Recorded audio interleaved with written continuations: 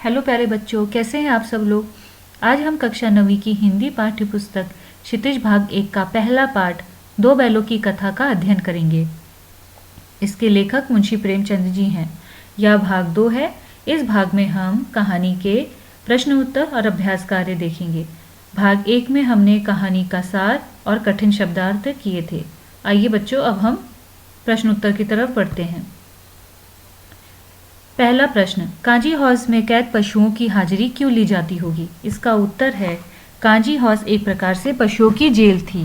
उसमें ऐसे आवारा पशु कैद होते थे जो दूसरों के खेतों में घुसकर फसलें नष्ट करते थे। अतः कांजी हाउस में कैद पशुओं की हाजिरी इसलिए ली जाती होगी ताकि कैद में रह रहे पशुओं की संख्या का पता चल सके और यदि कोई पशु वहां से भाग गया हो तो उसका पता लगाया जा सके। दूसरा प्रश्न, छोटी बच्ची को बैलों के प्रति प्रेम क्यों उमड़ आया। उत्तर, छोटी बच्ची की मां मर चुकी थी। वह अपने से बिछड़ने का दर्द जानती थी। अतः जब हीरा मोती अपने मालिक से बिछड़ गए थे और वे व्यथित रहने लगे थे, व्यथित मतलब दुखी, तो छोटी बच्ची के मन में उनके प्रति प्रेम उमड़ आया।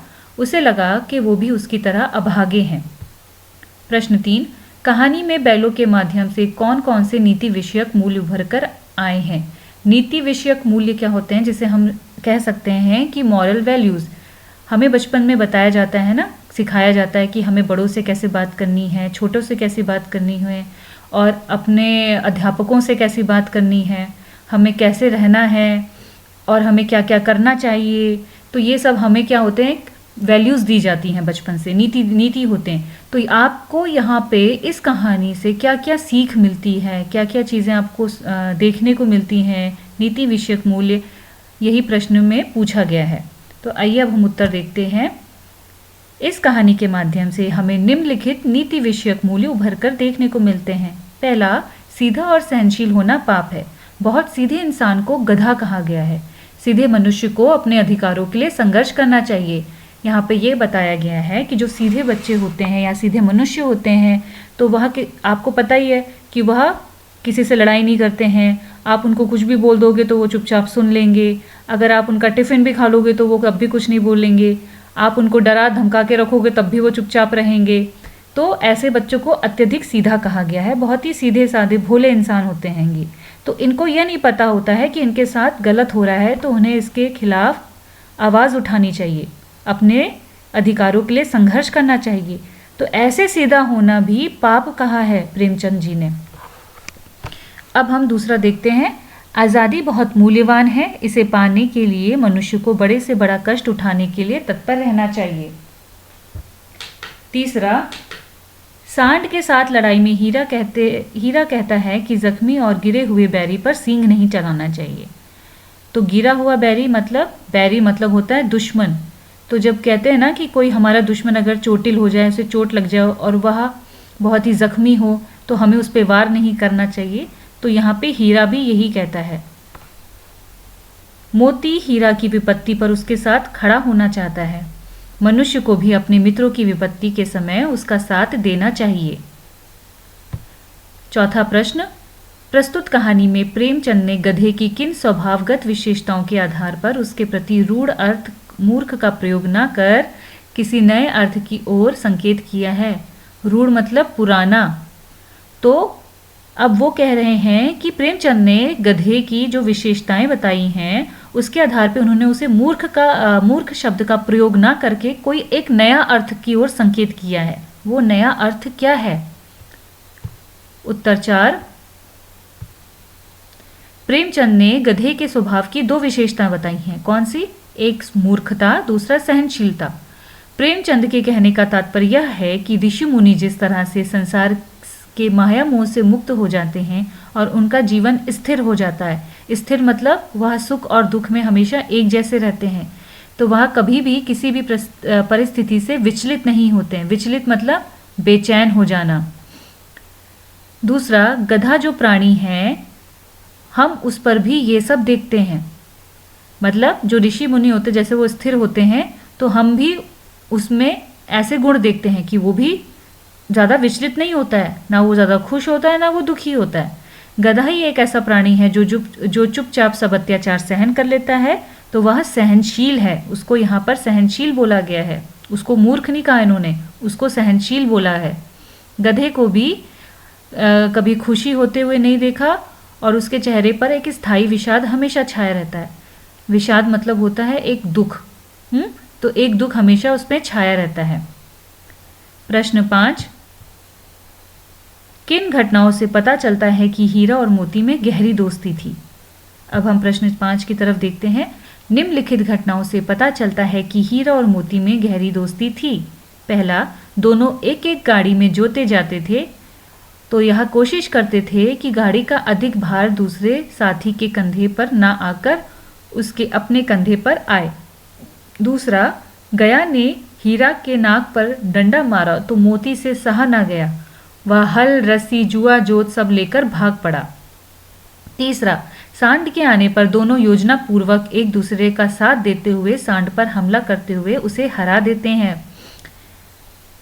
चौथा, मटर के खेत में मोती पर विपत्ति को देखकर हीरा वापस आ गया और वह भी मोती के साथ पकड़ा गया। अगला, कांजी हौज में हीरा ने दीवार तोड़ डाली, उसे रस्सियों से बांध दिया गया। पहले तो उसने बाड़े की दीवार तोड़कर हीरा का अधूरा काम पूरा किया, फिर उसका साथ देने के लिए उसी के साथ बंध गया। अगला प्रश्न हम देखते हैं। लेकिन औरत जात पर सींग चलाना मना है, यह भूल जाते हो? हीरा के इस कथन के माध्यम से स्त्री के प्रति प्रेमचंद के दृष्टिकोण को स्पष्ट कीजिए। बच्चों, आप जानते हैं कि इस कहानी के लेखक प्रेमचंद जी हैं। तो जो लेखक होते हैं वह अपनी कहानी में पात्रों के माध्यम से अपने विचारों को व्यक्त करते हैं। तो यहाँ भी प्रेमचंद ने हीरा के माध्यम से स्त्री के प्रति अपने विचार व्यक्त किए हैं। तो आइए अब हम उनके विचारों को देखते हैं। प्रेमचंद के मन में नारी के प्रति सम्मान की भावना थी। नारी का स्थान समाज में सर्वोपरि है, वह पूजनीय है। पूजनीय मतलब होता है पूजा करने योग्य, इसलिए नारी पर प्रहार करने को अमानवीय कहा गया है। प्रेमचंद ने अपनी रचनाओं में स्त्री पात्र का आदर्श रूप प्रस्तुत किया है तथा इन्होंने स्त्री प्रधान रचनाएं भी की हैं। इससे यह स्पष्ट है कि नारी के प्रति प्रेमचंद का दृष्टिकोण अत्यंत व्यापक है। प्रश्न 7, किसान जीवन वाले समाज में पशु और मनुष्य के आपसी संबंधों को कहानी में किस तरह व्यक्त किया गया है? इसका उत्तर देखते हैं। प्रेमचंद ने किसान जीवन में मनुष्य तथा पशु के भावनात्मक संबंधों को हीरा और मोती दो बैलों के माध्यम से व्यक्त किया है। मतलब इस प्रश्न में ये पूछा जा रहा है कि जो प्रेमचंद जी हैं उन्होंने अपनी कहानी में किसान के जीवन में, मतलब किसान जो होता है उसके क्या होते हैं, वो पशुओं को भी पालता है। तो किसान के जीवन में उसके और उसके पशुओं के बीच में कैसा संबंध होता है, इसके बारे में पूछा गया है। तो यहाँ पे उत्तर है कि प्रेमचंद ने किसान जीवन में मनुष्य तथा पशु के भावनात्मक संबंधों को हीरा और मोती दो बैलों के माध्यम से व्यक्त किया है। हीरा और मोती दोनों झूरी नामक एक किसान के बैल हैं जो अपने बैलों से अत्यंत प्रेम करता है और इसी प्रेम से वशीभूत होकर हीरा और मोती अपने मालिक झूरी को छोड़कर और कहीं नहीं रहना चाहते हैं। इससे यह स्पष्ट होता है कि पशु भी स्नेह का भूखा होता है। प्रेम पाने से वे भी असंतोष व्यक्त करते हैं। अगला प्रश्न,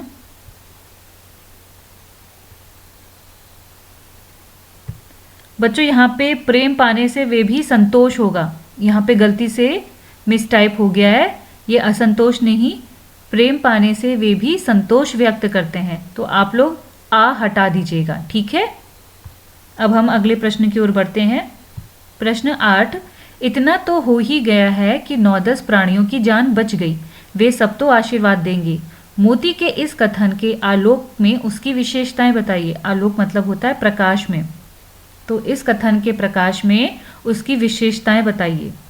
उत्तर है, मोती स्वभाव से उग्र किंतु दयालु बैल है, वह स्वार्थी नहीं है। कांजी हौज में भी उसने कैद पशुओं पर दया करके बाड़े की दीवार तोड़ डाली और उन्हें आज़ाद कर दिया।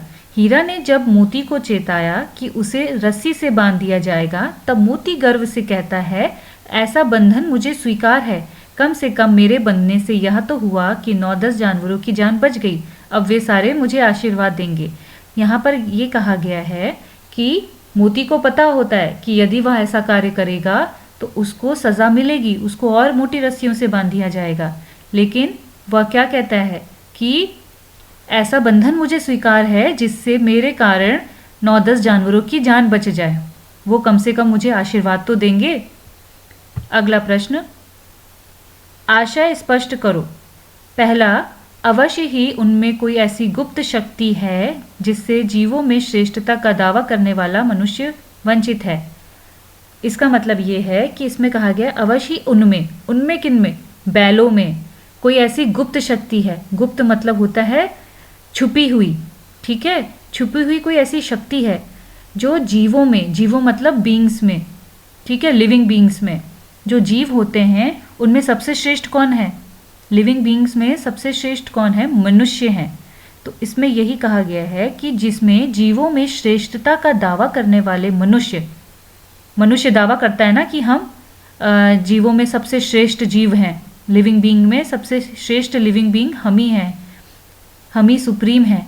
तो ऐसा क्या है कि उन्हीं मनुष्यों में ये चीज़ वंचित है। क्या चीज़? ऐसी कौन सी गुप्त शक्ति है जो बैलों में है, हीरा मोती में है, लेकिन मनुष्य में नहीं है? तो इसका उत्तर देखते हैं। पहला, हीरा मोती बिना कोई बात कहे एक दूसरे की मन की बातें समझ लिया करते थे। उनके बीच निस्वार्थ प्रेम था। निस्वार्थ प्रेम मतलब जिस प्रेम में कोई स्वार्थ ना हो। यद्यपि मनुष्य स्वयं को सब प्राणियों से श्रेष्ठ मानता है, किंतु उसमें क्या होती है, उसमें क्या क्या बुराइयां हैं? स्वार्थ है, ईर्ष्या है और लोभ की भावना विद्यमान रहती है। तो जिस वजह से मनुष्य क्या होता है? निस्वार्थ प्रेम करने में असमर्थ होता है, जो कि पशुओं में होता है। अगला प्रश्न, नौका खा। उस एक रोटी से उनकी भूख तो क्या शांत होती, पर दोनों के हृदय को मानो भोजन मिल गया हो। अब इसका कहने का मतलब क्या है इस पंक्ति का? कि छोटी बच्ची द्वारा रोटी दिए जाने से हीरा मोती का पेट तो नहीं भरता था, किंतु वह उनके लिए, क्योंकि वह उनके लिए पर्याप्त नहीं थी। वहाँ दोनों लंबे चौड़े बैल थे ना, अब एक एक छोटी छोटी पतली पतली रोटी से उनका क्या होता? तो वह उनके लिए पर्याप्त नहीं थी, इससे उनकी भूख शांत नहीं होती थी। लेकिन जिस प्यार से छोटी बच्ची उनको रोटियां देती थी, उससे उनके हृदय को संतुष्टि अवश्य मिल जाती थी और वह प्रसन्न हो उठते थे। प्रश्न 10, गया ने हीरा मोती को दोनों बार सूखा भूसा खाने के लिए दिया, क्योंकि? अब आप बताइए इसमें से क्या होगा? हाँ, सही उत्तर है क्योंकि वह हीरा मोती के व्यवहार से बहुत दुखी था। हीरा मोती एक तो उसके साथ जाने के लिए तैयार नहीं हो रहे थे, और जब वह जैसे तैसे करके वहाँ पहुँचे तो उन्होंने पहले दिन भोजन भी नहीं किया, फिर खेतों में हल भी नहीं चलाया, तो जिससे क्रोधित होकर जो गया होता है वह उनको सूखा चारा डाल देता है। अब इसके हम अभ्यास कार्य में देखते बच्चों। यहाँ आपके प्रश्न उत्तर पूर्ण हो गए। भाषा अध्ययन 13, बस इतना ही काफ़ी है। फिर मैं भी जोर लगाता हूँ। ही और भी, इन वाक्यों में देखो, बस इतना ही काफ़ी है, तो यहाँ पर ही, और दूसरा वाक्य है फिर मैं भी जोर लगाता हूँ। भी वाक्य में किसी बात पर जोर देने का काम कर रहे हैं, ठीक है। मतलब जब ही और भी लग जाता है तो इसका मतलब होता है हम किसी चीज़ पर जोर दे रहे हैं। ऐसे शब्दों को हम निपात कहते हैं। कहानी में से 5 ऐसे वाक्य छाटिए जिनमें निपात का प्रयोग हुआ हो। अब बच्चों आप लोग को भी क्या करना है कि कहानी में ऐसे वाक्य छाटने हैं जिनमें ही और भी यानी निपात शब्दों का प्रयोग हुआ हो। अब यह आपका गृह कार्य है, आप मुझे करके दिखाएंगे। बच्चों प्रश्न 14 हम लोग कक्षा में करेंगे क्योंकि वह काफ़ी विस्तार से मुझे आपको समझाना पड़ेगा, तो यहाँ पे पॉसिबल नहीं हो पाएगा कि मैं आपको समझा सकूं, तो हम लोग कक्षा में करेंगे। अब हम प्रश्न 15 की तरफ आते हैं। कहानी में जगह जगह मुहावरों का प्रयोग हुआ है। कोई 5 मुहावरे छाटिए और उन वाक्यों में प्रयोग कीजिए। तो बच्चों ये भी तुम लोग को गृह कार्य है, तुम लोग को करके दिखाना है कि कहानी में ऐसे ही 5 कोई मुहावरे छाटो जिनका प्रयोग हुआ हो, मतलब जिनका कहानी में प्रयोग हुआ हो, फिर आप उन मुहावरों से वाक्य बनाइएगा, ठीक है। तो ये आपका गृह कार्य है। अब आप मुझे यह करके शीघ्र ही दिखाइएगा। अब यह आपका पाठ यहाँ पे समाप्त होता है। अपना ख्याल रखिएगा बच्चों। धन्यवाद।